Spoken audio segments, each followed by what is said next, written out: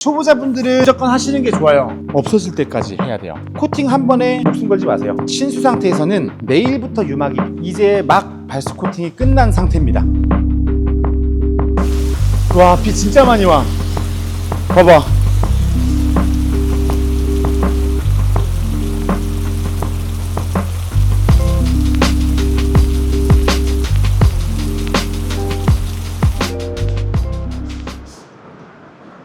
우선은 지금 비가 소리가 담길까? 비가 엄청 많이 오는데 이거는 저희 실장님 차입니다. 비가 너무 많이 오니까 퇴근 전에 앞유리만 유막 제거랑 바스 코팅 해 놓으려고 해요. 그래서 원래는 전체 세차를 하고 탈지를 하고 해야 되는 부분이 필요하지만 지금은 그냥 간이로 앞유리 세척하고 그리고 물기 제거하고 그리고 그죠, 그 전에 유막 제거해야죠. 유막 제거하고 바스 코팅까지 조금 더 쉽게 하는 법을 알려드릴게요. 우선 이 차는 와이퍼 서비스 모드가 필요가 없어. 여기 보시면 처음에 주의하셔야 되는 게 와이퍼를 들 때 차종별로 여기에 간섭이 일어나는 차들이 있어요. 이걸 모르고 와이퍼부터 딱 드시면 요 보닛 끝단에 걸리면서 도장이 까져요. 그래서 대부분 차량들은 와이퍼 서비스 모드가 필요하니까 와이퍼를 이렇게 올리는 거예요. 그렇게 하고 와이퍼함을 드는 겁니다. 이게 첫 번째. 이 다음으로는 유리를 세척을 해야 되겠죠. 이 다음이 유막 제거인데 유막 제거할 때 돌멩이나 모래나 이물질이 있는 상태로 유막 제거가 되면 유리에 스크래치가 생기겠죠. 그래서 그 부분을 방지하려고 먼저 세척을 하는 거예요. 그래서 간단하게 세척을 해볼게요. 우선 이물질이 있을 수 있으니까 물부터 뿌려보고요. 고압 세척기로 하시는 게 제일 좋아요. 물을 뿌려서 외부에 먼지나 이물질들이 있는 부분들을 최대한 먼저 제거를 해주고 유리를 잘 닦아주고요. 유리 닦는 건 중성으로 닦으셔도 되고 있는 카샴푸로 닦아주시면 돼요. 근데 벌레가 많이 묻었다고 하면 버그 리무버 뿌리시는 것도 괜찮고요.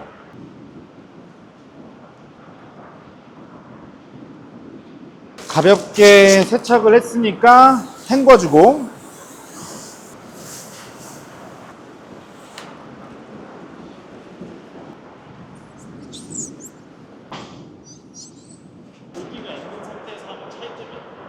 물기가 있는 상태에서 하는 게 원래 유리 샌딩하는 거, 유리에 스크래치 있을 때 물기가 없으면 열이 생겨서 제품이 경화돼 버려. 그래서 물을 뿌려주면서 해야 되거든. 근데 유막 제거제로 가장 많이 사용하는 것 중에 산화세륨이 있잖아. 산화세륨으로 유리 폴리싱을 하기도 하고 샌딩을 하기도 하고 이렇게 유막 제거를 하기도 하는데 물을 뿌려주면 얘가 굳는 거를 방지해주고 약품을 계속 가지고 연마를 할 수 있으니까, 그러니까 물을 사용하거든. 그거는 좋은 방법이야. 근데 내가 지금 물을 닦은 이유는 나한테 튈까봐. 여기서 이제 주의하셔야 되는 게 이제 유막 제거할 거거든요. 근데 여기 보시면 끝에는 고무 몰딩이 있죠. 이 위에도 고무 몰딩이 있어요. 그리고 밑에는 플라스틱 카울 커버가 있어요. 그래서 이런 부분이랑 이런 부분은 마스킹을 하고 하시는 게 좋은 겁니다. 그래서 마스킹까지 하는 거 보여드릴게요. 반만 해주자. 야구르잖아. 반만 해주자. 조수석만 해줘, 조수석만. 우선은 이 부분을 마스킹 하는 거는 초보자분들은 무조건 하시는 게 좋아요. 마스킹을 안 하면 뭐 기계로 할 수도 있고 손으로 할 수도 있지만 이 옆면의 모든 형상이 다 달라요, 차마다. 근데 지금 이 차량 같은 경우에는 이 옆면이 도장면이 있죠. 그럼 이 도장면을 칠 수가 있으니까 그런 리스크 때문에 한다고 생각하셔도 되고 안에 고무 때문에 한다고 생각하셔도 돼요. 근데 일반적으로 산화세륨이나 일반적인 유막 제거제는 유막 제거를 하고 나서 바로 이제 또 우리가 미트를 할 거죠. 그러면 다 닦여요. 근데 가니쉬 같은 경우는 뭐 플라스틱들이나 이런 카울 커버들은 그래도 해주는 게 좋죠.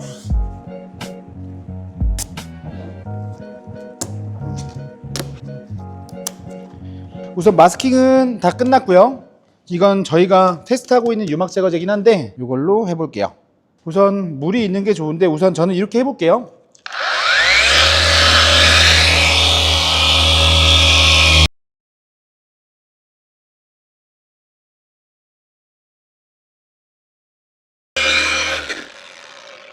요만큼 돌렸어요. 이렇게 해서 유막 제거가 완벽하게 됐을 수도 있고 유막 제거가 완벽하게 안 됐을 수도 있어요. 그래서 유막 제거 작업을 해보고 그리고 나서 다시 한번 세척을 해보고 일반적으로 그냥 한번 했다고 해서 그때 친수가 나온다고 해서 100% 된 게 아니에요. 그리고 나서 다시 드라잉을 해보고 물 뿌려보고 그때 다시 유막이 뜨는 데가 있으면 거기는 리터치 해야 되는 겁니다. 반대쪽 해볼게요.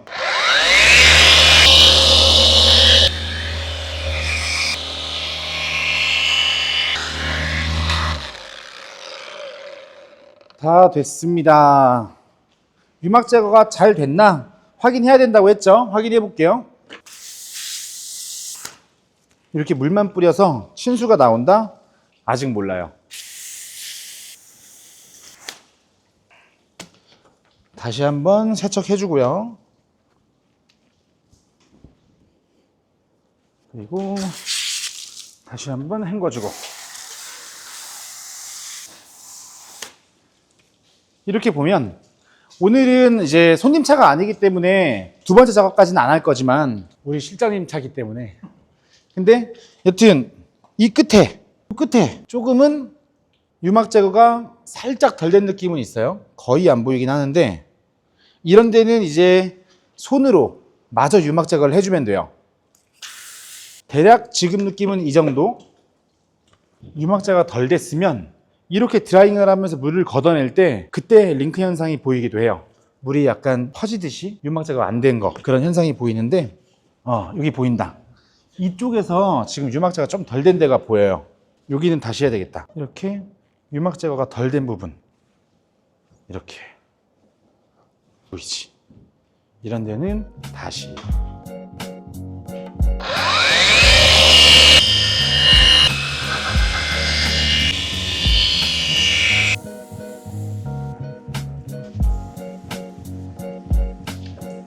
이제 유막 제거가 잘 됐고요. 모든 코팅제는 대부분이 물이랑 상극이죠. 유리 발수 코팅도 물이 나올 수 있는 곳들 이런 틈새 같이 이런 부분들은 발수 코팅을 하기 전에 충분히 수분 제거해 줘야 됩니다.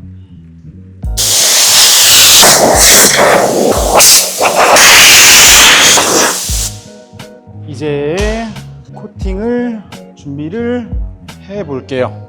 제품 홍보는 아니고요.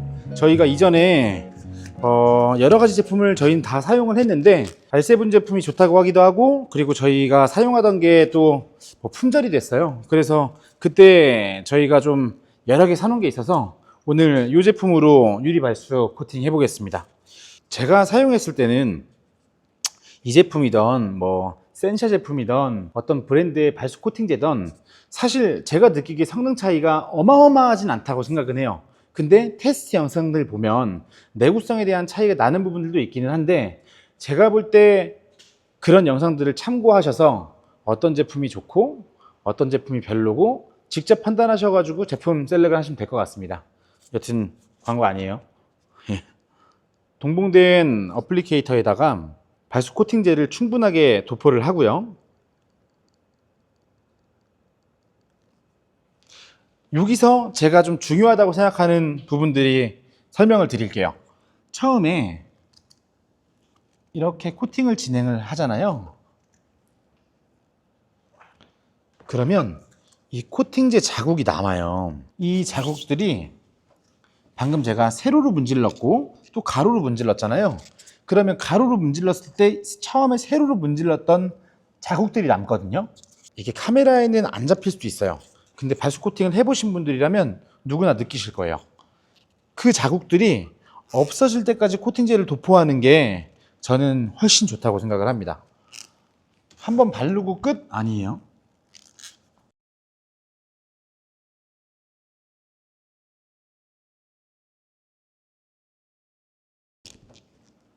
이제 이렇게 세로, 가로, 체크무늬로 도포를 하다 보면 하나로 합쳐지는 게 느껴져요.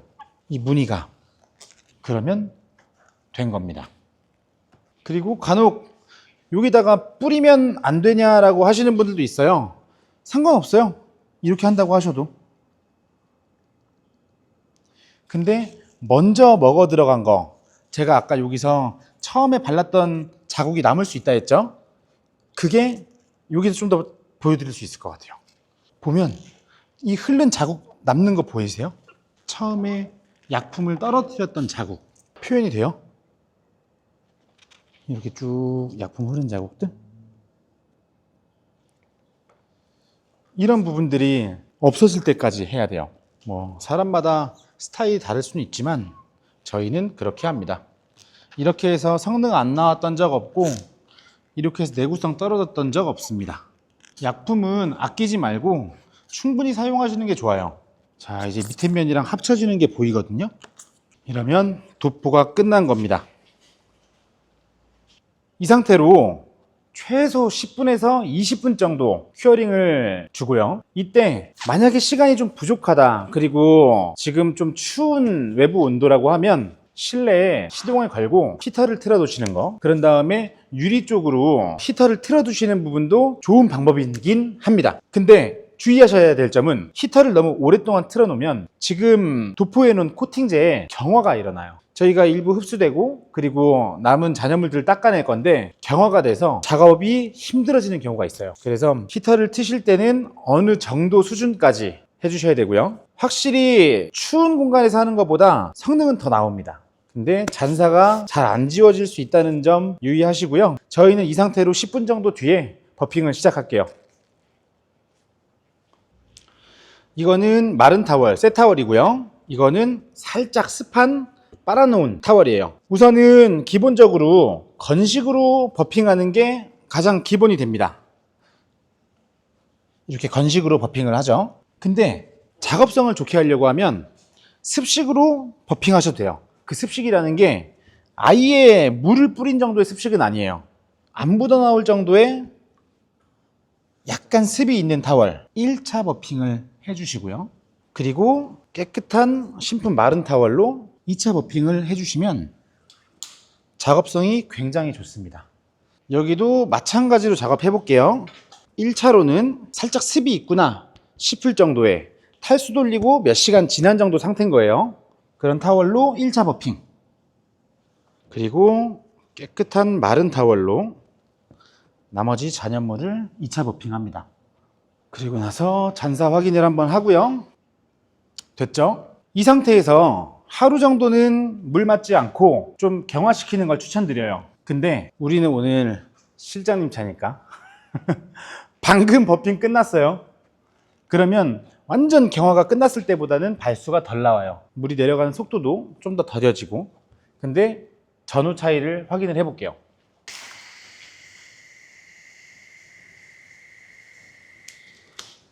이제 막 발수 코팅이 끝난 상태입니다.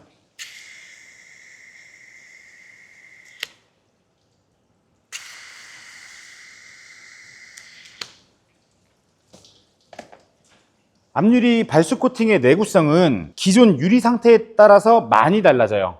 돌방이 많고 유리에 스크래치가 많다? 그러면 그만큼 오래 못 갑니다. 발수층이 며칠 가다가 4, 50km대 움직이던 물이 스크래치에 걸리는 구간이 나와요. 스크래치가 깊으면 깊을수록 약간 친수가 되듯이. 그래서 유리 상태가 우선 좋아야 됩니다. 전면 유리는.